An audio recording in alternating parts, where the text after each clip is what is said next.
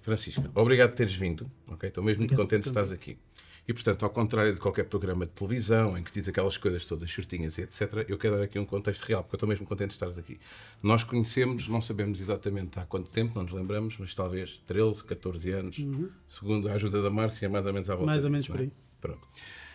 E ao contrário do que acontece em muitos formatos, nós preparamos imensas conversas, não é? Estudamos o entrevistado, só que isto não é uma entrevista, não é? É uma conversa.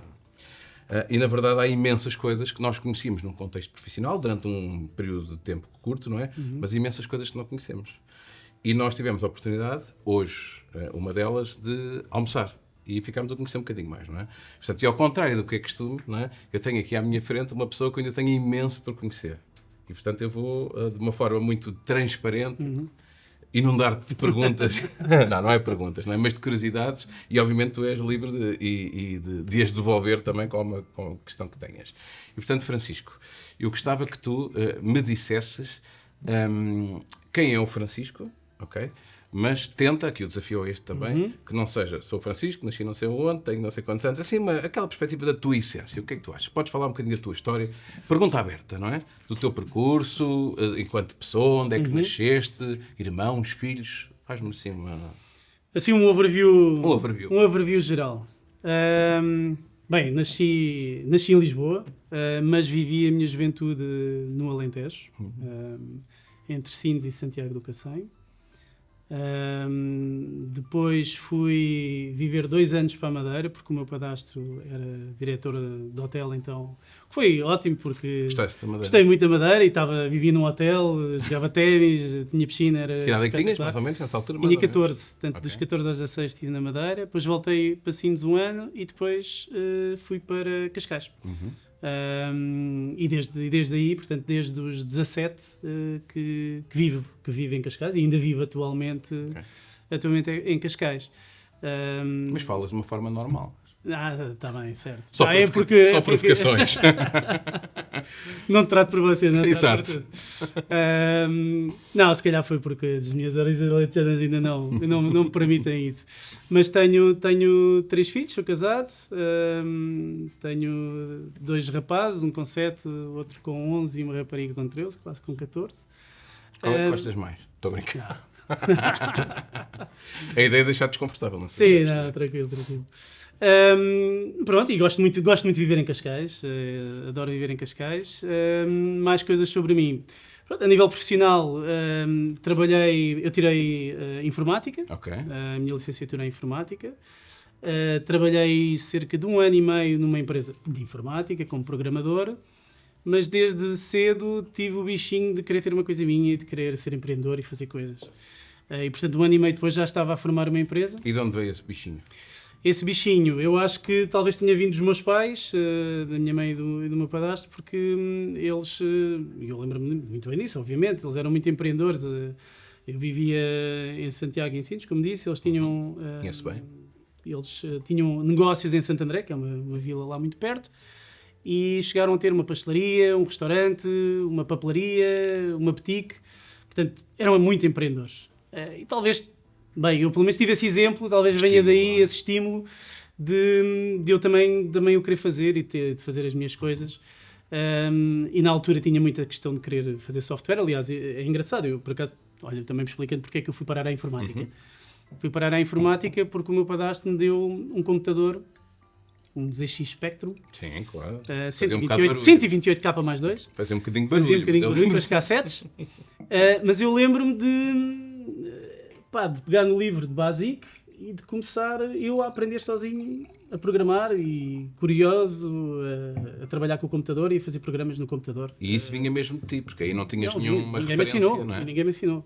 O meu pai padrasto tinha essa vertente tecnológica, mas ele não sabia, portanto, quer dizer, para aquele tempo sim, ele trabalhava com computadores, mas ele não programava. Mas deu-me aquele computador e eu com o livro comecei a programar e a explorar. Mas só software, eras aquele tipo que também desmonta e depois montar já também desmontava coisas e montava, também fazia isso. Mas pronto, mas depois comecei muito com essa questão de programar e depois sempre quis ir para a informática e sempre quis criar software. E portanto a minha empresa era uma software house, falando aqui da minha primeira empresa, e estávamos muito à frente do tempo, porque estava a fazer contas, estávamos aí há, sei lá, 26 ou 25, 26 anos, e basicamente era um software de CRM na cloud. Portanto, se nos reportarmos há 25 anos atrás, cloud, não é assim, saber era espaço no mercado, não é? Se as pessoas sabiam o que era até. Sim, não, eu lembro-me na altura a questão da cloud e agora não tenho as coisas no meu servidor, Claro, vou pôr as claro, coisas e na nuvem, riscos, Está na mão de segurança. outros. Hoje em dia isso já não é uma questão. E era um software muito interessante, porque era um software que também tinha uma vertente dele se construir a si próprio, ou seja, se eu quisesse criar um novo ecrã eu não tinha que programar, eu só tinha que fazer bem. Enfim, era uma coisa muito avançada realmente, era um projeto muito giro, mas pronto, estava demasiado à frente. Foram 7 anos, mas que aprendi muito e foi muito interessante fazê-lo, com outros sócios também. E depois, 7 anos depois, veio a Odisseias. O desafio. O desafio e pronto, e aí foram já vão 20 anos de Odisseias. Portanto, ou seja, obviamente a minha pessoa confunde-se Claro. com o Odisseias, não é? É um projeto marcante, obviamente, para mim. Mas quando diz isso, é o quê? As tuas equipas dizem que trabalhar contigo é uma odisseia? Não. Eu sou fofinho, não. É tranquilo. Não, isso aí, a minha forma de gestão é muito... as pessoas que trabalham comigo sabem disso, muita sinceridade. Para mim a sinceridade é transparência, é base de tudo, somos extremamente transparentes e estamos lá para nos divertir, portanto temos de nos divertir. Claro que quando as coisas não correm bem temos que conversar sobre isso, mas não, as coisas... E aliás, e isso prova-se na Odisseias, vemos que o turnover é realmente extremamente baixo. Depois já partilhaste comigo. Que é uma raridade nos dias de hoje, sim. Principalmente em pleno emprego, que é tão fácil de trocar-se, não é? E vocês sim. Não, e é muito giro. Mas pronto, foram 20 anos, só acabando a história, vendi a empresa há cerca de 7 anos, mas mantenho-me lá como CEO, portanto já não sou acionista, mas com a mesma vontade e com a mesma... Também porque me dão essa liberdade de continuar a gerir a empresa como ela fosse minha e de criar coisas em conjunto com a minha equipa. E isso, na realidade, é o que me dá prazer. Ou seja, resumindo, parte de mim é ser família, muito importante, os meus filhos, a minha mulher, os meus amigos também, obviamente, viagens, também é algo que eu adoro fazer. Qual foi o destino que mais gostaste? É sempre o último, se calhar, não é? O último gostei muito. Foste para a Ásia, não é? Fui para a Ásia, sim. Malásia, Singapura. Gostei muito. Ias morar lá, não? Morar, eu gosto muito de Cascais e de Portugal. Morar lá acho que não, mas gostei muito. Foi a primeira viagem à Ásia, já fui a vários sítios, mais a África, América do Sul, América Central. Mas gostei muito. Mas há outros sítios que gostei muito de ir a Moçambique. A minha mulher nasceu em Moçambique, adorei na altura ir a Moçambique, foi espetacular. Foi mesmo uma viagem muito gira. É assim, é difícil escolher uma palavra. Eu acho que o mundo é tão diverso, viajar em si... E quanto mais conheces, mais noção tens do que... Portanto, sim, e a parte do empreendedorismo é algo que está comigo e de criar negócios. E ainda te vês como um empreendedor ou agora vês-te mais como um gestor? Não é se estás a empreender. Claro que é empreendedor... Desculpa, eu sei, Francisco, que empreender não é criar empresas, naturalmente, não é? Mas assumindo essa parte, não é? Ainda te vês ainda tens aquele bichinho de criar de novo e de provocar a disrupção? Sim, gosto de fazer, mas é assim, eu acho que ainda sou empreendedor na própria empresa, porque ao ter a liberdade, ou seja, sou eu em conjunto com a minha equipa, que somos nós que decidimos o curso do negócio. Obviamente temos que apresentar as nossas ideias, mas dão-nos brutal liberdade, portanto eu todos os dias estou a empreender e a tentar fazer coisas novas. Mas sim, mas ainda sinto esse... E quero continuar a fazer coisas e não sei, o futuro dirá. Olha, eu dou-te os parabéns num sentido de aquilo que acabaste de partilhar, que eu sei que é conhecimento público, que a venda que a empresa foi vendida e que tu continuas à frente da empresa. Eu diria que essa é talvez a maior prova, não estou a dar novidade nenhuma, mas é aqui a minha interpretação e o meu reconhecimento com a minha humildade também, naturalmente, da maior prova de competência, principalmente no que trata da liderança, não é? Porque comprarem-nos um negócio e mesmo assim querem que continuemos à frente dele, eu sei que não é uma raridade, mas não deixa de ser um grande reconhecimento, não é? Eu acho de facto... Sim, e as coisas... e é assim, aqui neste caso também acho que foi interessante, ou seja, a relação com a Smartbox, foi quem nos comprou, tem sido sempre uma relação muito boa. É assim, na altura, na realidade, nós até tínhamos... chegámos a ter 2 hipóteses de vender e acho que nunca contei isto publicamente. É agora. Portanto, é agora. Mas na altura, porque assim, já agora contando a história da venda, nós não estávamos a querer vender a empresa, na realidade. Nós, o que nós olhámos para o mercado, tentámos que o nosso modelo de negócio era diferente, porque nós vendíamos presentes e vendíamos já na altura, como eu já te falei, para consumo próprio, e as pessoas podem comprar pelas próprias, e isso é uma parte muito importante da nossa estratégia também. E na altura vimos que a Smartbox estava no mercado e não tinha este modelo de negócio. E nós dissemos à Smartbox, olha, não querem fazer uma joint venture e vamos experimentar o nosso modelo que está a correr tão bem, por exemplo, na Dinamarca, que vimos que era um país interessante, um país também com uma dimensão pequena, e eles já lá estavam, bora experimentar isto. E eles disseram, não queremos isso, mas queremos vos comprar. Exato. Foi assim, mas nós estamos à venda. Quer dizer que gostaram bastante, não é? Sim, gostaram de nós, mas não quiseram, na realidade, experimentar o modelo, quiseram-nos comprar. Pronto, e está bem, ok, façam lá uma parte. E de repente, a Wonderbox, que era outro grande player europeu, ainda continua a ser, também nos veio bater à porta ao mesmo tempo e também nos queria comprar. E o que eu ia contar, e que nunca sabiam contei... que já estava uma empresa a tentar comprar? Sabiam. Okay. Mas o que eu ia contar, que nunca contei, é que nós não vendemos a quem ofereceu mais. Nós vendemos em quem achávamos que íamos ter uma relação melhor e quem tinha... Perfil. Neste caso, às vezes são... Não quero ser injusto com ninguém. Às vezes são questões de detalhe ou de química. Okay. Mas sentimos mais química com a Smartbox e que achávamos que nos íamos ligar melhor e que as coisas iriam correr melhor. Pelos vezes não nos enganámos. Não nos enganámos. E a diferença era assim tão grande das ofertas ou não? Ainda era um bocadinho diferente. Não era abismalmente diferente, mas ainda tinha importância. Não era um detalhe. E a equipa sempre também, na verdade, não sabiam que era uma empresa à venda, porque não o era, não é? Não éramos. E, portanto, esse foi um processo rápido? Se bem que não, é rápido, sim, dentro destes processos nunca são, claro. Até porque tem que depois pedir autorizações à autoridade da concorrência, etc. Portanto, ainda foi um processo para aí de 1 ano e meio, tenho ideia que 1 ano e meio, com due diligence, etc. Também é uma coisa interessante, nunca tinha passado, também foi mais uma experiência. Mais uma aprendizagem. E pronto, olha, assim, genericamente, acho que já contei... Um super diagonal. Super diagonal, sim. Então, sim, olha, Francisco, deixa-me voltar a ti novamente. A ti no sentido que é não a empresa, mas sim Francisco. Então, quando te despimos do papel de pai, do papel... Isto é para ser filosófico agora, ok? Então, peraí. Exato, bora lá, com um brinde e tudo. Nossa, exato. Tu é que precisavas, eu aproveitei. Pois, tu aproveitaste. Eu é que ia ser filosófico. E, portanto, Francisco, a ideia é que é uma resposta filosófica, ok? Mas no pressure, ok? Que é, quando te despes do papel de pai, em primeiro lugar, não é? De amigo, de CEO, é assim o teu cargo? É CEO? É esse que tens? É administrador? É CEO? Ok. CEO, ok? Quando despes tudo isso, quem é que é realmente... E isto não é o que é que diz os teus olhos, ok? Pode parecer, mas não é, não é? Mas quem é que é o Francisco? Ok? Como é que tu olhas para ti próprio? Certo.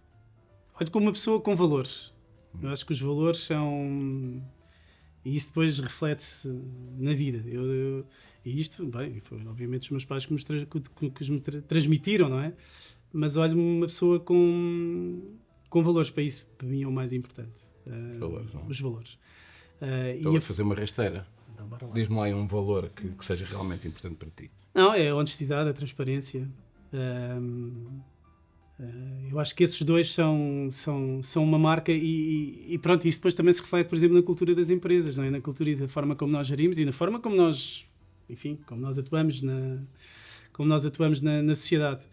Mas eu diria que esses, sim, eu acho que a transparência e a honestidade são coisas imutáveis para mim. Eu não consigo E aí podemos ir filosoficamente, mas na gestão das equipas e na gestão das pessoas, no dia a dia, eu não consigo fazer de outra maneira. Não... Por isso é que eu também estava a dizer, eu não sou o melhor vendedor do mundo, porque eu quando vendo alguma coisa eu sou totalmente transparente. Eu também acho que é assim que as coisas têm que ser. E tenho que acrescentar sempre valor. Portanto, tenho muito isso em mim, que sou uma pessoa muito... e faz parte de mim, ou seja, na minha essência, pronto, e não me quero auto-elogiar, mas é mesmo a minha essência. Então, mas tu tinhas pedido, posso auto-elogiar-me? Não, e é engraçado, Francisco, porque eu no outro dia falava com alguns elementos da tua equipa sobre outro contexto, não é?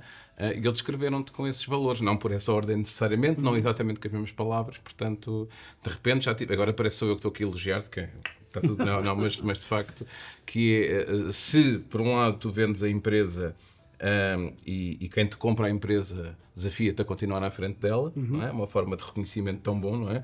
Por outro lado, eu acabar de escutar isto, foi o que há poucos dias escutei da tua equipa a referir-se a ti, também, quando tu não eras o assunto, surgiu apenas por acaso, é um outro, para quem está de fora como eu, não é?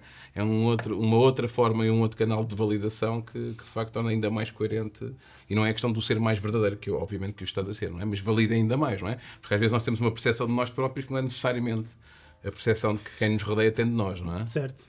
E isso, portanto, isto não é para felicitar, é para reconhecer. Certo. Então, Mas sim, eu acho que isso reflete porque depois de todas as ações, e é o que eu estava a dizer, a nível de cultura, as coisas... Mas eu também não vejo as coisas de outra maneira, porque mesmo a nível das gestões das equipas, e isto agora é um livro que eu não me lembro bem o nome, 7 hábitos de uma equipa disfuncional, ou qualquer coisa sim, já sei qual e eu quando li esse livro revi-me, por acaso lembro-me, esse livro estava... Em qual? Na parte disfuncional? Ou no... Não, porque é na parte disfuncional, mas que no fundo ele diz que depois o que é que nós temos que fazer. 7 funções de uma equipa, acho que é esse o nome do livro. E depois aquilo tem uma pirâmide, no fundo, sobre tudo o que é que nós temos que fazer bem para garantir que não temos essas disfuncionalidades. E a base que lá está é a confiança. A confiança só é possível obter se nós formos transparentes e honestos, porque de outra maneira como é que nós obtemos confiança? Se nós hoje dizemos uma coisa e amanhã dizemos outra, se dizemos uma coisa que não acreditamos e depois a pessoa percebe que nós não acreditamos... A coerência, mas a coerência só advém se nós formos transparentes e honestos, porque de outra forma é muito difícil. Gosto disso. Então, e tu fizeste aí o gancho, colaste as duas partes entre... Como vês, eu não tenho aqui nada preparado. Estou a pegar naquilo que disse porque acho que assim é muito mais interessante, não é? Tu fizeste esse paralelismo entre a importância que os valores tens para ti e até disseste o quanto isso é resultado também, naturalmente, daquilo que os teus pais te proporcionaram em termos de educação, não é? E de crescimento. Então, quando tu te imaginas em miúdo, não é? Ou quando te recordas de ti em miúdo, primeiro, eras Ril ou eras Traquina, eras Betinho? E não tenho grandes histórias para contar. Não? Muito calminho. Não fizeste nenhum disparate? Não foste expulso de lado nenhum? Nada. Só feridas no joelho que jogavas muito a feridas bola, no joelho, sim, isso várias, bicicleta, futebol, sim. Mas muito calminho, era um miúdo muito calmo. Calmo, bom aluno, muito bem comportado. Confirma-se, Betinho, portanto, não é? Não, Betinho no sentido saudável. Essa parte, sim. Mas provocação, já sabes. Muito tranquilo. Então, mas onde eu queria chegar era... quando tu te tentas recordar da tua essência enquanto criança, e aqui a ideia não é assim filosófica ou não, mas nem excessivamente profundo, mas daquilo que tu te recordas, o que é que tu sentes que tu, hoje, enquanto homem e enquanto líder, o que é que ainda conservas do Francisco criança? Isso é uma grande pergunta. E o que é que tu perdeste? Isso perdemos... E essa perda tenha sido boa ou má? Se calhar depois podia brincar mais, se calhar perdi um bocadinho disso, podia brincar mais, ser mais extrovertido, se calhar, mais... Não é? Nós quando perdemos essa habilidade eu pelo menos sinto isso, da criança de brincar, e acho que podia brincar mais, porque às vezes se calhar sou um bocadinho sério demais. Mesmo quando estás nos teus núcleos? Ou seja, porque às vezes somos extrovertidos para fora, não é? Pois, ou introvertidos, neste caso, não é introvertidos. Eu acho que podia ser mais. Acho que podia ser mais. Mas sim, mas é verdade que temos chapéus diferentes, não é? É natural. Claro. Apesar de que, assim, na Odisseias é muito divertido e divertimos, e ainda agora tivemos o kick-off, mas acho que podia. Sim, maior leveza e maior brincadeira. Certamente quando era criança tinha muito mais isso. Também somos mais irresponsáveis, não é? Temos menos preocupações. É verdade, tens menos preocupações. Não, mas aí às vezes a gente, como adultos, perde coisas que realmente não devíamos perder, não é? Sim, sem dúvida. Eu gosto muito desse exemplo que tu deste, não é? Isto é sobre ti, naturalmente, não é? Mas para perceberes o quanto... Não eu identifico-me, porque eu provavelmente sou até muito pior do que tu, que eu sou brincalhão e aquela coisa toda, etc. Mas no fundo sou muito cinzentão, não é? Eu acho que a vida é muito mais para aproveitar do que aquilo que eu aproveito, é isso, não é? devíamos aproveitar se eu ainda conhecesse alguém que vendesse experiências, não é? De vida, não é? E tudo mais, não é?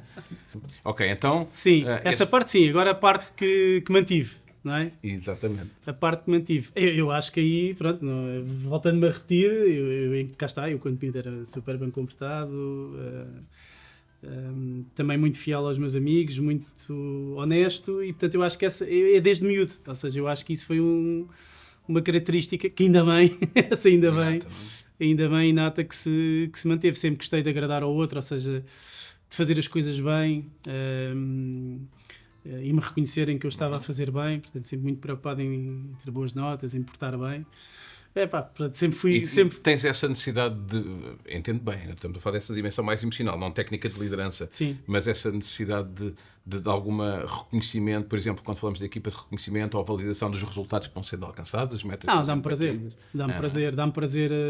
Dá-me muito prazer obter bons resultados e claro, toda a gente gosta de ser reconhecido, e ser reconhecido por isso, obviamente que sim. Não é só por isso que quer ter bons resultados, mas claro que a parte do reconhecimento é sempre ali, e recursos humanos a gente sabe bem disso. Há pessoas que têm mais necessidade do que outras, mas gosto... Gostei da forma como tu falaste dos egocêntricos e dos protagonistas, de uma forma muito simpática. Mas gosto muito, dá muito prazer obter bons resultados e isso continua em mim, sim. Desde pequeno que gosto de ter bons resultados e das coisas morrerem bem, de ser bem comportado. Olha, tens um melhor amigo ou uma melhor amiga? Não tens teu nome, ok? Mas tens... eu acho que tenho a sorte de ter um bom grupo de amigos. Okay. Não consigo escolher um, mas tenho um grupo core e que também já viajamos juntos.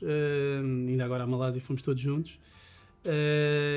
Isso é uma benção, porque, aliás, isso tem a ver também um bocadinho com a história, porque onde eu conheci a minha mulher e onde eu conheci a maior parte destes meus amigos foi numa associação juvenil que é a Rota Jovem, que ainda existe. Okay.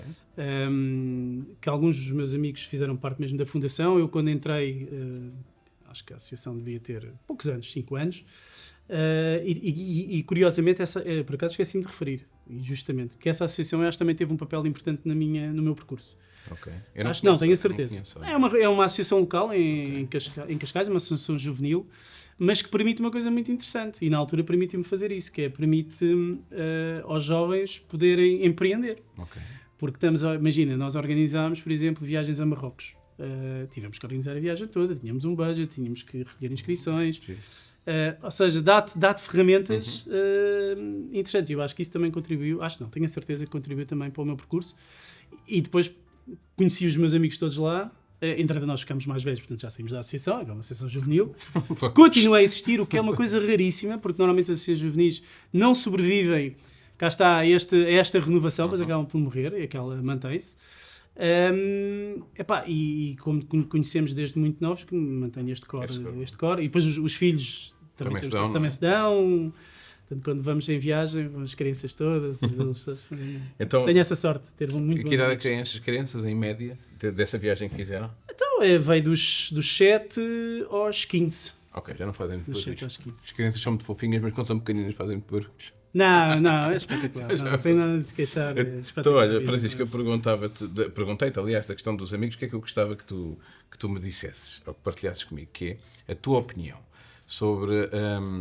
se eu pergunto um negócio assim, Francisco, adeus, obrigado, até amanhã, e tinha aqui o teu grupo, o teu núcleo de amigos, não é? E se eu lhes pedisse uma opinião, eu pedisse a cada um deles, e depois para ficar com uma ideia, em traços gerais, de como é que eles olham para ti, como é que tu achas que eles olham para ti, como é que eles te descreveriam?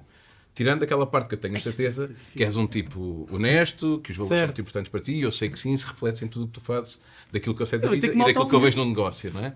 É difícil, não é? Não sei lá. Não, eu acho que Não me quero auto-elogiar, quer dizer... Também tens defeitos, também podes falar dos defeitos. Os sim. defeitos. Faz favor. Também, os defeitos. Deixa eu ver quais são os meus defeitos. Qual é o teu clube de futebol? Isso não é um defeito, é uma virtude. Sou do Benfica. Ah, não, tem virtude, poxa. Pergunta parva à noite. Sim. Onde é que é? Não, mas é assim, também é verdade. Também tenho defeitos. Acho que podia, às vezes, sou um bocadinho sério. Às vezes, olha, se tiver fome, sou muito resmungão. Quando tenho fome. Eu tenho uma pessoa lá em casa. Sou resmungão. Mas depois também sou uma pessoa calma. Também não sou... Como é que eles me veem? É assim, eu acho que eles me veem como... É inevitável, como um empreendedor também. Olhamos para isso. Aliás, uma grande amiga minha também... É engraçado, tem uma história gira que ela começou a empresa no mesmo sítio que nós, ou seja, nós partilhávamos escritório. Já está a falar da Odisseia, já? Não estou a falar da Odisseia, estou a falar... Sim, desculpa, estou a falar da Odisseia, exatamente, da Odisseia. E, portanto, também tivemos esse percurso em conjunto de empresa, e ela também está a ter muito sucesso, que é ótimo. Mas eu acho que me vê como uma pessoa... calma, uma pessoa empreendedora, às vezes um bocadinho resingão, sim, quando tenho fome. E o resingão desdobra-se para o teimoso ou não? Sim, é verdade. Sou um bocadinho é verdade. Como é que eu pensei neste é verdade, sou um bocadinho teimoso. Sim, sou uma pessoa que também gosta de beber um copo de vinho e ter conversas e discutir assuntos. Apesar de não ter nada a ver com a política, mas gosto de discutir política, gosto de discutir... ainda hoje ao almoço foi um bocadinho. A atualidade internacional também é uma coisa que me diz muito, geopolítica, etc. Também gosto muito. Mas sim, é verdade, eu nas discussões sou um bocadinho teimoso.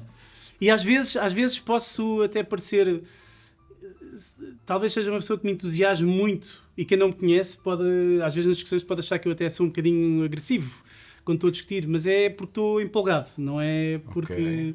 Talvez esse...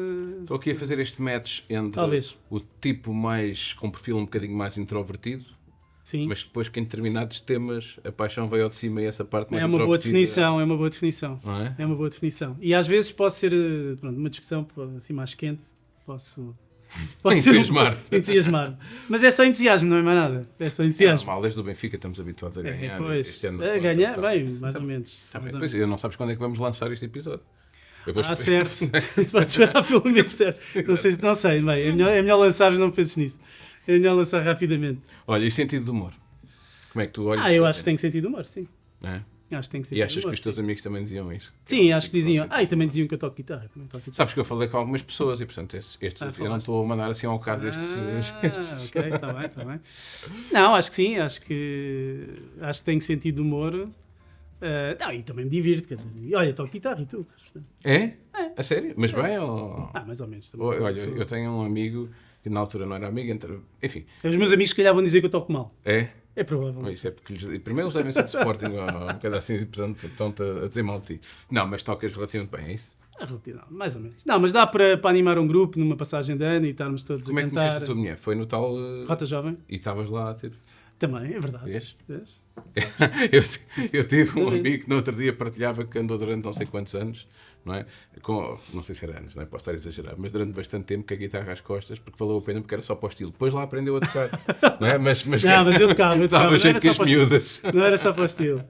E aprendi a tocar sozinho. Olha, é? Ok, tu tocava do quê? Aquelas dos Guns N' Roses? Sim, não sei. Exatamente. Essas mesmo. Eu não toco nenhum, portanto... Essas mesmo. Tentei, mas não consegui. Tenho ali um piano. Nirvana. Exatamente. Nirvana fazia parte também.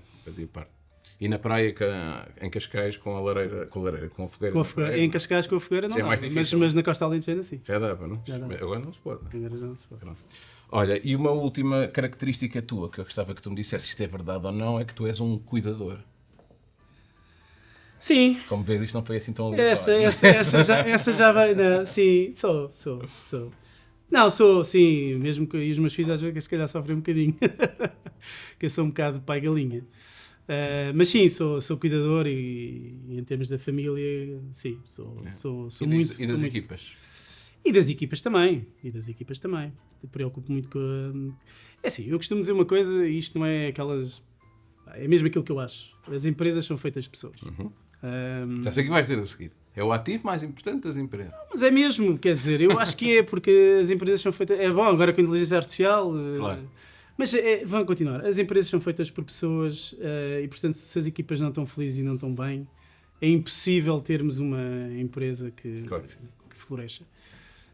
E, portanto, nesse aspecto, sim, também me preocupo sempre muito com as equipas e de garantir que são felizes, mesmo quando saem. Olha, agora ainda neste kick-off despedimos de uma pessoa que se vai embora e o que eu lhe disse, quero é que tu sejas feliz. Mais importante. Despedimos uma pessoa que se vai embora, não é bem assim? Não despedimos. Nós não despedimos. Não, despedimos-nos. Ok. Eu assim, estás a jogar com as palavras, o Francisco. Se não seria. Despedimos uma pessoa que mandámos embora. Não despedimos. Foi, já entendi. Foi ela que quis ir embora. Fez o caminho dela, não é? Fez o caminho dela. Muito bem. E nós também apoiámos isso porque sentimos que ela não estava feliz. Claro. E apoiámos nessa decisão. E o que eu disse o mais importante é sermos felizes. Portanto, quando eu digo cuidar das equipas, é cuidar das pessoas. Claro. E que as pessoas... A vida é curta, portanto... Mais razão ou mais emoção?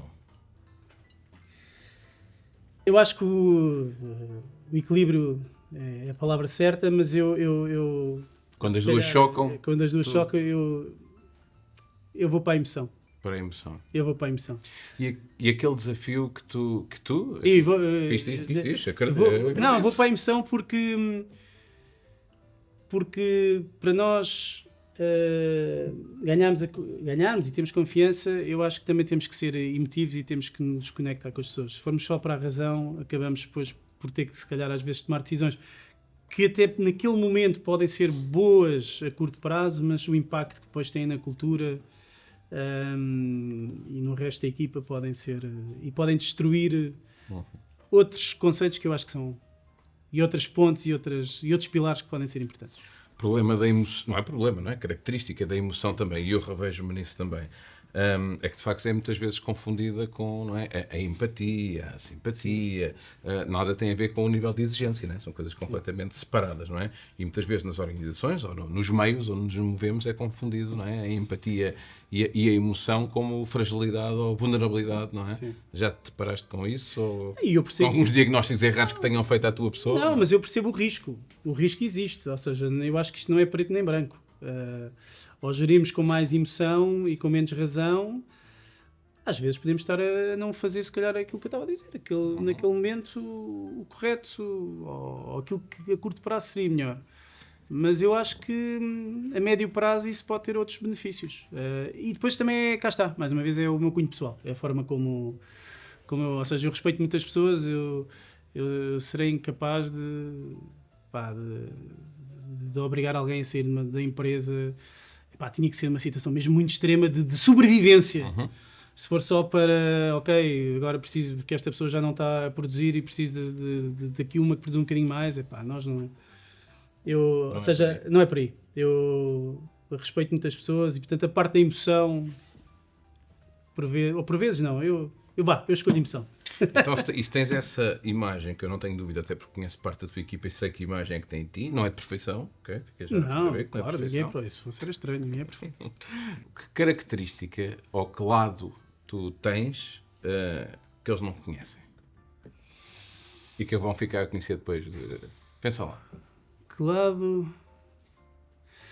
Eu acho que se calhar, não sei. Não tens nenhuma coisa esquisitoide que gosta. Ok, bem, Bela, o que é que dizes? Não. Estou a brincar. Não, assim, estou a pensar se calhar... Uma característica que até tens, mas na tua personagem, que muito autêntica que seja que o é, não está lá diariamente, não é? E que os surpreenderia, provavelmente, se soubessem. Olha, eu acho que todos os líderes, se calhar às vezes, não sei se eles, mas às vezes a gente somos mais frágeis do que na realidade, ou mais inseguros, às vezes em certos momentos, do que fazemos transparecer, porque não queremos transparecer. E todos temos as nossas inseguranças e as nossas fragilidades. E não sei se eles têm essa noção, mas como todos os seres humanos, mesmo em papéis de liderança, às vezes questionamos-nos, às vezes somos mais frágeis ou mais inseguros, apesar de que eu muitas vezes partilho isso, agora pensando também partilho isso com eles e falamos muitas vezes, aliás, eu costumo fazer uma coisa... Quando quero dar um feedback, muitas vezes até dou o meu próprio exemplo, que também não sou perfeito e que tenho as minhas...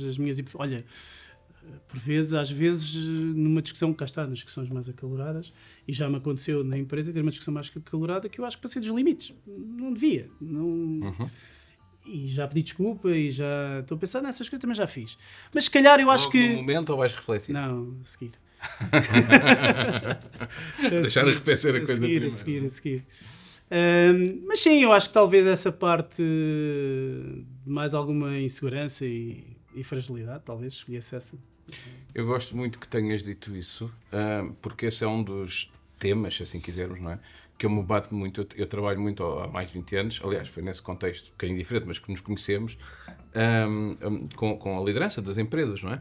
E, portanto, eu entendo umas com acionistas, outras sem acionistas, não é? Desde empresas médias, empresas grandes, que algumas até pequenininhas, mas principalmente as médias e as grandes, e, de facto, eu conheço muito bem, porque tenho um posicionamento diferente, estas lideranças, às vezes de empresas do ex-PSI 20 e coisas assim, não é? Que é expectável, temos ali super robôs à frente das empresas, aquela coisa toda, e percebo quanto tantas vezes era preciso aquela compreensão, aquele apoio da hierarquia mais abaixo, mas é impossível passar-se esse lado, culturalmente passar-se, Sim. porque significaria fragilidade e insegurança para quem conduz os destinos de uma organização, não é? Sim. Na verdade, ninguém papa, desculpa o termo técnico, não é? Que ali está um robô, não é? Sim, Portanto, claro. nós falamos muito no humanizar da gestão e se calhar muito mais bonitos e da liderança do que escrever uns posts todos porreiros no LinkedIn e coisas assim do género, de facto é partilhar essas vulnerabilidades, que eu não estou a dizer que é em todo lado, não será com certeza com todas as pessoas, como é lógico, não é? Nem em todos os contextos, mas eu acho de facto que é algo que nós temos que trabalhar muito mais, para bem não é do gestor. Eu acho que é mesmo para bem da própria empresa, não é? Claro. Não é? Claro. Na verdade, essa insegurança vai-se refletir em incerteza no negócio, não é? Em risco para o negócio. Sim, isso acho que é natural e acho que todos, eu diria que muitos gestores têm certamente esses períodos. Agora, também acho que é muito importante termos essa consciência para conseguirmos depois, nesses momentos, dar a volta e Sem dúvida. ir à luta. Experiências, não é? É uma Muitas. coisa que tu percebes bem, não é? E já que dizes que tens muitas, acabaste de dizer, tu é que disseste, não é? Temos. Olha, que experiência é que, na tua opinião, pode ser traumática, ok? Que é para ser mais... Não, estou a brincar. Experiência que tu quiseres, que sentes que mais te mudou, e agora para brincar com as palavras, não é? Mas que tipo de experiência que não caberia num voucher de Odisseias, não é? Que tipo de experiência é que tu achas? Mas aí estás a falar de experiências Vida, se de quiseres vida. levar para o negócio, se quiseres levar para o teu âmbito mais pessoal, novinho, adulto, como tu quiseres. O que é que tu achas, não é? Porque nós somos feitos de... Nós não estamos em transformação constante, não é? Nós temos acontecimentos... Eu, assim, de repente, estou-me a lembrar de ser pai. Quer dizer, ser pai é uma coisa, uma experiência... Não é comparável às experiências. Já foste 3 vezes. Já fui 3 vezes. Essa experiência... Eu lembro-me, por acaso, quando a minha filha nasceu, lembro-me do meu sogro dizer uma coisa que nunca mais me esqueci. Ele disse, nunca mais vais dormir da mesma maneira. Eu não percebi logo o que é que ele queria dizer com aquilo. Nunca mais me esqueço. Porquê? Porque ele, entretanto, pegou num pau e tu nunca mais ficas... Mas é uma Mas confirmou-se ou não? Nunca mais dormiste da mesma maneira? Não é exatamente igual, não, realmente não é igual. Mas é extraordinário, portanto, é magnífico. É aquela que me lembro, assim, de repente, ser pai, quer dizer, não é uma coisa pequena. Então dá aí uma traumática. Traumática? Sim. Isto é isso que é muito fofinho. Vá. Uma experiência traumática. Depois nós cortamos se tu te arrependes. Não devia ter dito aquilo. Não, que tenha mudado... Sim, tu sentes que para o bem, para o mal, mas que te tenha assim, depois disto eu vou fazer diferente, sou diferente, olho para o mundo e para as pessoas de forma diferente. De forma diferente. Tenho dificuldade em escolher uma, pá. Em escolher uma, quer dizer, não, em lembrar-me... Porque eu acho que tenho sido uma pessoa realmente... Quer dizer, pronto, obviamente a mortes de familiares, a morte do meu padastro é uma coisa que me marcou. E foi recente, mas também não consigo dizer que é uma coisa que tenha... Claro que mudou a minha vida, mas não consigo dizer que tenha sido algo que tenha mudado. Agora, é verdade que, por exemplo, eu acho que são micro-experiências, as micro-coisas que te vão acontecendo, porque eu não consigo, agora não me estou a lembrar de uma grande que eu te consiga dizer, também acho que tenho tido sorte, não me têm acontecido, felizmente, coisas muito... Mas tornei-me, se calhar, uma pessoa um bocadinho mais séria, se calhar um bocadinho mais divertido. Mas não sei, se calhar foram micro-experiências de forma moldada. Olha, eu, por exemplo, estava a dizer ao almoço, eu antes não conseguia ter uma conversa, no início não conseguia ter uma conversa difícil com uma pessoa. Hoje, obviamente, consigo. Mas não te consigo escolher uma, acho que não tive assim... Mas esta é uma boa explicação, eu acho. Né? Que é de facto, nós somos moldados ou por uma experiência grande, traumática, não interessa, ou por um conjunto de micro-experiências. Não sei se utilizaste a palavra experiência sem querer, não é? Tu é que começaste. Porque ela está sempre incutida. Olha, vocês na Odisseias, vocês vendem muito mais do que produtos. E vós, né? São experiências, não é? Experiências para a vida das pessoas também, não é? Agora parecia um anúncio comercial. Não, mas é um facto. E hoje, eu e se calhar... Sim. Vocês têm o número de quantas experiências já venderam? Aí, não sei. Não dá, não é? Muitas. Não é? Imagina, não é? Muitos milhares. Larguíssimos milhões já. E passados 20 anos que têm Odisseias, não é? Vou utilizar o termo frio, não é? Vocês vendem experiências, que é muito mais do que isso, mas tu ainda consegues, como é que é dizer, respirar essa vontade de fazer experiências, experimentar coisas novas, ou a coisa foi Eu calmante porque a pessoalmente, experiência... Sim, tu pessoalmente. Eu pessoalmente. Epá, devia fazer mais. É sempre aquela coisa em... Como é que é? Em casa de Ferreiros Pedro Paulo. Sim, exatamente. Devia fazer mais. Viajo muito e, portanto, as viagens são experiências também. Nós aí não vendemos mais experiências locais, mas confesso que devia fazer mais. Devia fazer mais experiências cá. Já fiz mais, devia fazer mais. Mas quer dizer, devia fazer mais fácil, obviamente. Não é? Ainda há pouco estávamos a falar sobre o voo de balão. Na próxima sexta-feira vou voar.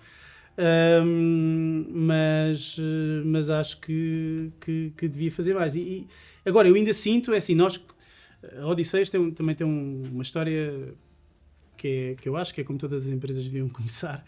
E nós criámos a Odisseias exatamente com o propósito.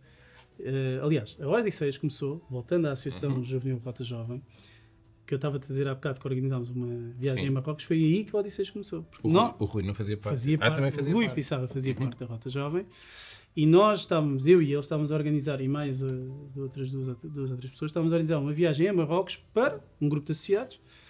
E quando acabámos aquela viagem, eu ainda me lembro, estávamos em Chefchaouen a beber um chá de menta, lá na praça, e a sensação de ter organizado aquilo, da satisfação das pessoas, aquilo foi espetacular, foi uma experiência incrível. Estava eu e o Rui e outras pessoas e eu estava-lhe a dizer ao Rui, temos que fazer isto mais vezes. Como é que a gente faz isto mais vezes? Que isto foi tão giro. Então, quando chegámos a Portugal, começámos a pensar, vamos criar uma empresa de organização de expedições. Depois já estávamos a ver com os leões e começámos ali a ver como é que íamos fazer, e depois começámos a olhar para o mercado e depois começámos a ver, existem aqui umas empresas de experiências, existe aqui internacionalmente também este conceito. Isto era um conceito muito giro de juntar aqui as expedições e as experiências e criámos uma empresa para darmos alegria às pessoas, de lhes proporcionar mais um veículo para elas fazerem coisas. Portanto, esta foi a essência, e essa continua a ser a essência. E portanto, respondendo à tua pergunta, essa é a essência, e eu sim faço experiências, mas devia fazer mais. Que idade é que vocês tinham quando surgiu essa ideia nesses passeios? Tínhamos 30. Chá de menta, não é? Era chá de menta, só chá de menta.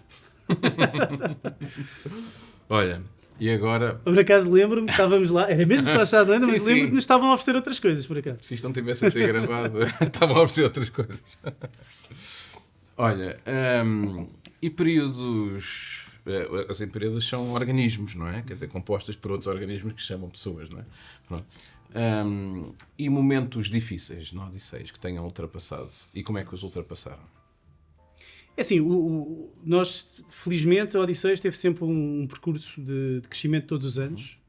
Tirando a pandemia, contra a pandemia, não conseguimos lutar. Então deixa-me interromper-te só por isso.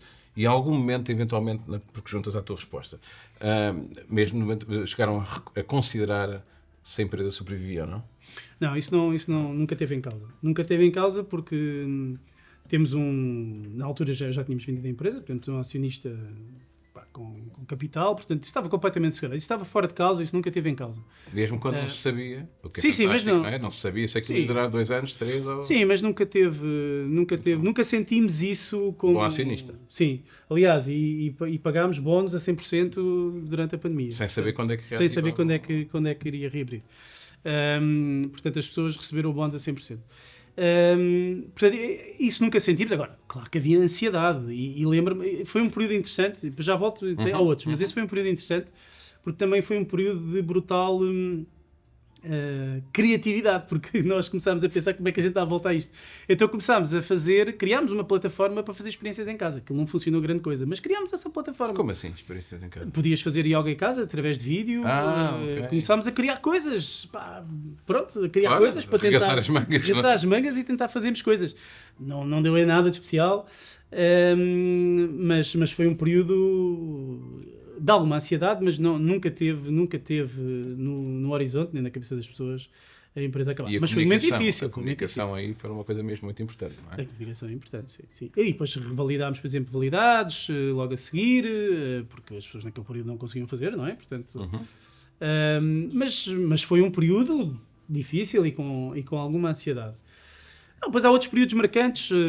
Lembro-me, por acaso, quando a Groupon entrou em Portugal, foi um momento em que nós percebemos, apesar de não ser um concorrente exatamente com o mesmo posicionamento, que era uma empresa de descontos, e a Odisseias era uma empresa de experiências, mas objetivamente tinha muitos fornecedores que eram os mesmos, muitas experiências que eram as mesmas. Entrou com força, não é? Entrou com força, e nós aí sentimos o nosso online pela primeira vez a dar ali alguns sinais de stress, vá. Mas rapidamente demos a volta e reinventámos. Tivemos que introduzir também um bocadinho de desconto, e depois isso foi uma tendência, na realidade, que a Groupon trouxe para o mercado todo, ou seja, todos foi para olhar para o mercado online. Há descontos em todo o lado, e nós também acho que fomos inteligentes e acompanhámos, ou seja, foi um momento em que soubemos reagir, e fizemos sempre um pouco isso, ou seja, não nos deixávamos, acontecia-nos qualquer coisa, bora lá atrás, bora lá reinventar, bora lá fazer diferente e ver o que é que acontece. Mas outro momento marcante, não é muito agradável, foi durante o resgate, quando a Troika estava cá, a máquina fiscal portuguesa, isso é público, a agressividade era brutal. E nós sofremos muito com isso, porque a autoridade tributária fez-nos uma inspeção, colocou em causa o nosso modelo de negócio, que era um modelo de negócio de comissão, era um modelo de negócio de marketplace, portanto um negócio perfeitamente legítimo, na nossa opinião, e eles impugnaram esse modelo de negócio. E disseram que nós tínhamos que passar, é um bocadinho técnico, mas tínhamos que passar a nós a fatura ao cliente, em vez de ser o marketplace em que é um fornecedor a passar a fatura ao cliente. E fizeram-nos uma correção brutal para a altura, que nós já ganhámos em primeira instância, isto já passado, sei lá, não sei que ano é que foi, mas já há passado muitos anos. Ainda sei o acionista que tem hoje. Ainda sei o acionista que temos hoje, e na altura custou muito, porque tu estás a construir uma empresa, estás a investir, e de repente levas aquele baque que ainda por cima injusto, na nossa opinião, e na primeira instância também já confirmada. Foi um momento difícil, mas o que é o Estado, foi um momento chato. Lembro-me que foi talvez dos momentos que me ficaram marcados enquanto empreendedor, de sentir uma injustiça profunda, que não merecíamos aquilo, pronto. E mesmo, as conversas que tínhamos com a autoridade tributária eram surreais. E curiosidade, esse era algo que estava a acontecer, muito complicado, naturalmente, não é? E sem saber desfecho, aliás. Sim, entretanto pagámos e mudámos um modelo de negócio e metemos em tribunal e... Isso gerou muito... Ou seja, mas isto não foi... apesar de ser um processo também fiscal, administrativo, não é? Sim. Na verdade, sendo de conhecimento público, era conhecimento também das equipas, não é? Sim. Sentiram a necessidade de educar internamente para o processo sobre aquilo que passava, não é? Sim, não é fácil partilhámos com a equipa e a equipa também sentia a dor de que aquilo não fazia muito sentido, mas tudo bem, assim, também não colocou em causa... alguns investimentos. O risco aumentou, não é? O risco aumentou. E atrasou-nos, na realidade atrasou-nos. Mas não nos colocou em causa o negócio. Não era uma questão de vida ou morte. Mas foi um momento bastante desagradável. Pois, assim. imagino que sim. Então, mas que vos marcou, mas também vos dá mais músculo, na verdade. Sim. Perante a adversidade. Sim, e aprendemos coisas no processo e está tudo certo. Pronto. Olha, tu já falaste bastante sobre ti, sobre a Odisseias, e ainda bem, naturalmente, e já explicaste o que é que a Odisseias faz. Explicaste, enfim, fui apanhando um bocadinho aqui, um bocadinho ali, etc. Isto é mais sobre ti do que sobre a Odisseias, naturalmente. Mas eu fiquei curioso aqui sobre uma questão, que é... falaste já um bocadinho da missão, sobre o propósito da Odisseias, não foi nas tuas palavras, percebi claramente, não é nada que esteja afixado a estar com uma palavra diferente ou qualquer outra, não é? Transmitiste-me a essência, e eu estou aqui a recordar-me de uma reunião que eu tive, da tal reunião que eu tive com alguns dos elementos da tua equipa recentemente, em que falávamos de estratégia, falávamos de marketing, etc. E falávamos também de posicionamento, e aquela grande diferença entre vender produtos ou proporcionar experiências, não é? De vida, não é? Às empresas. Às pessoas em particular. Como é que tu, enquanto CEO da empresa, não é? Tu podes deixar ainda mais claro para mim esse propósito, no sentido em que o que é que vocês hoje são, mas também o que é que pretendem ser no futuro, enquanto posicionamento, não é cotas, enquanto posicionamento, a vossa proposta de valor, não é? Certo. Como é que... Não, eu dividir-se cá em duas, ou seja, o objetivo continua exatamente a ser o mesmo, que é as pessoas fazerem experiências. Portanto, o nosso propósito é as pessoas viverem a vida, divertirem-se e fazerem experiências. E todos os estudos demonstram, isto não sou eu que digo, todos os estudos demonstram, e na realidade as novas gerações também, se fizerem inquéritos, elas também têm esta opinião, que é muito melhor investir dinheiro em experiências do que em produtos físicos. Nós compramos uma televisão, é espetacular, etc, não sei o quê, mas um mês depois já ou compras o carro novo, mas vais fazer uma viagem, aquela viagem é inesquecível, vais fazer um voo de balão e é inesquecível. E às vezes uma micro-experiência, uma massagem, tu não te esqueces. As massagens marcam-nos muito, as experiências marcam-nos, as massagens também. Não sei o que é dizer com isso, Francisco. Não, mas as experiências marcam-nos muito e esse é o nosso propósito e continua a ser, e toda a gente na Odisseias temos essa cultura de realmente estamos ali a trabalhar. Eu costumo dizer, nós temos a sorte, estamos aqui a trabalhar para a felicidade das pessoas. Depois, a nível de estratégico, o que nós queremos, nós vendemos as experiências como presente. E como eu disse há pouco, também vendemos para usufruto próprio. E se calhar aqui é uma coisa que nem toda a gente conhece, apesar que já é 25% do nosso negócio. Mas é aí que nós queremos apostar. E queremos apostar também por duas razões. 25%? 25%. Compro para mim próprio. Chego lá, faço o book now. Posso marcar uma massagem, um restaurante, um voo de balão. 25% já. 25%. 25% sim. Porquê? Porque o nosso negócio divide-se mais ou menos 50% online, 50% no retalho, offline. E offline, nós só vendemos para presente. Porque nas lojas tu não vais comprar uma coisa para ti próprio. Queres comprar a caixinha e oferecer. Depois online divide-se, cá está, 25% é para ti próprio e 25% é presente. Agora, o que nós queremos é que todas as experiências tenham book now, ou seja, que tu consigas marcar. E na realidade, e isto é uma coisa que se calhar as pessoas não sabem, porque obviamente isto também há 10 anos era diferente e as coisas estão a evoluir todos os anos. Neste momento, 70% das experiências que são marcadas com a caixinha, com o teu voucher, já são online. Já é book now. 70%. E o que nós queremos é 100%. Portanto, a nossa visão é que todas as experiências, seja que tu compres para presente e depois vais marcar, ou que compres para ti próprio, seja 100% book now. Sem qualquer fricção, que hoje, volto a dizer, já é 70%. Quem compra uma caixa. Portanto, esta é a nossa visão. O que é que nós acreditamos? Ou colocarmos este book now em tudo e retirando a fricção de teres que estar a ligar para o fornecedor e a marcar, que nós vamos conseguir que mais pessoas façam experiências e mais pessoas vivam a vida. Neste momento, que percentagem mais ou menos das experiências que tem, do portfólio que tem, é que é possível fazer o book now? Como digo, 70%. Já? 70%. Ok. 70%. Okay. Aí já é real. 70% das experiências que são marcadas. Ou seja, porque hoje em dia tu tens um voucher, o que tu tens que fazer é, tens o voucher, vais à nossa plataforma, registras o voucher e marcas. E quando chega ao hotel, desculpa, que imagina que era o hotel, que era a experiência que eu tinha comprado, não é? O hotel não sabe se eu estou lá enquanto cliente que passei por ali e decidi entrar, ou se é uma marcação como fosse um booking, é igual. Antes não era assim, ao início? Antes não era assim. Isso é bom. Antes não era assim. Portanto, hoje em dia, para o hotel ou outro, sim, é completamente transparente. Aquilo é uma reserva como outra qualquer. As datas estão disponíveis, os clientes podem escolher as datas. Não há aquele preconceito que ao início, não é da Odisseias, é de qualquer player no mercado ao início. Eu lembro-me que houve um momento que havia algum preconceito do consumidor, não é? Na verdade, não é? Entre quase como se tivesse um tratamento diferente, não é? Entre chegar lá com um voucher... E com o Groupon isso aconteceu muito, porque os descontos eram muito dizer, mas era mais por aí. Sim, mas eles não estão em Portugal já. E, aliás, o negócio deles também já mudou. Era a Groupon de antigamente, não é a Groupon de hoje. Claro. Eles já não estão em Portugal, só acho que podemos falar à vontade. Mas havia esse desconto muito agressivo e isso acontecia. Depois, claro. Hoje em dia isso deixa de acontecer porque cá está, é uma marcação direta. Igual a qualquer outra. Book now, não há nem sequer essa interação com... e tem outra questão, que é a pessoa ter que estar a ligar. Quer dizer, isso hoje em dia já não faz sentido. Com a tecnologia já não faz sentido. Agora, ainda há alguns desafios, porque, por exemplo, nos hotéis, atenção, quando eu digo isto é 70%, é por causa de outros universos. Nos hotéis é 100%. Ok. Nos Pronto, hotéis estou a hoje em perceber. dia, A média depois é 15%. porque a hotelaria, obviamente, os sistemas estão altamente desenvolvidos e o Book Now é algo completamente uma commodity. Agora, noutros setores, daí os 70 e não os 100, nós, com os nossos parceiros, estamos a trabalhar para desenvolver esses sistemas de agendamento imediato. Passar dos 70 para os 100. Mas já temos isso em todos os universos. Já é possível marcar todos, um spa, um restaurante, uma aventura.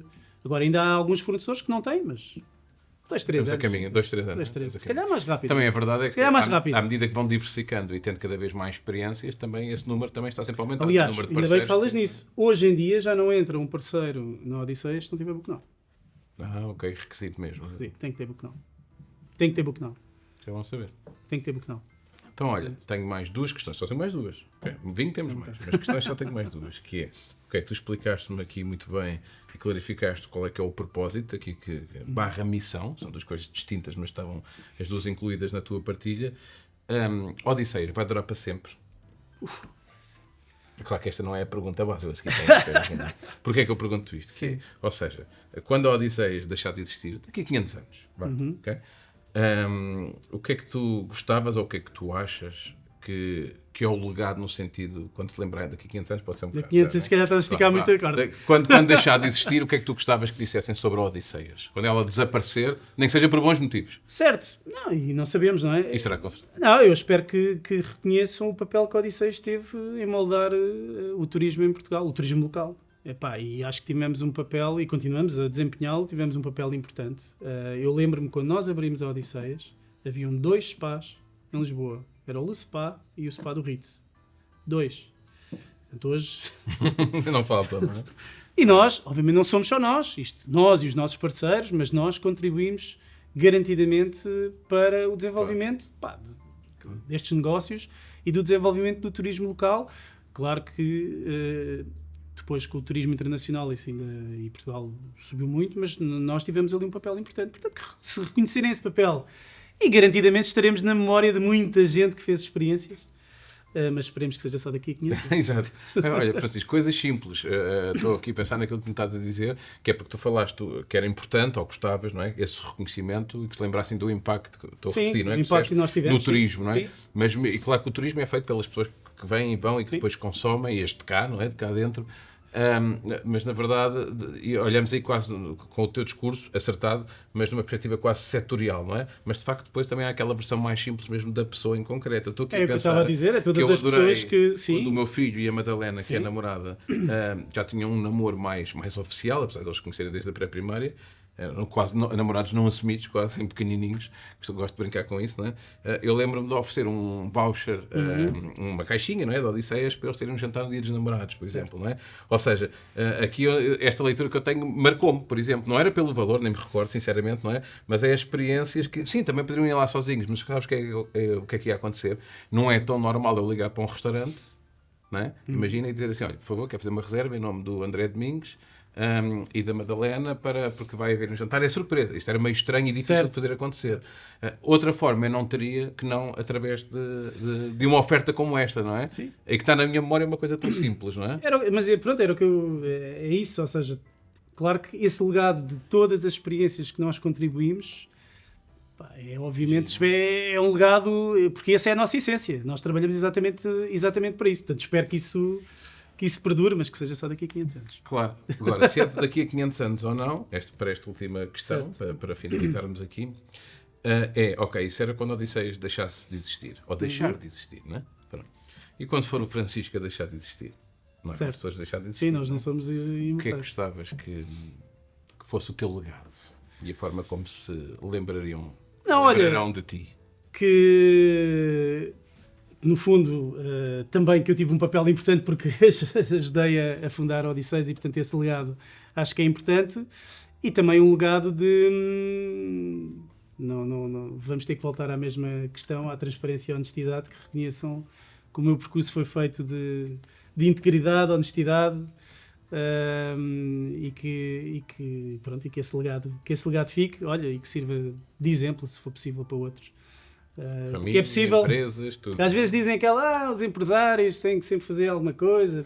Não, é possível criar empresas de forma transparente, integral, sem Sem ter o Estado como sem pai. ter o Estado como pai, sem pagar favores a ninguém. Isso é possível. A nossa. Muito obrigado, Sim. Francisco.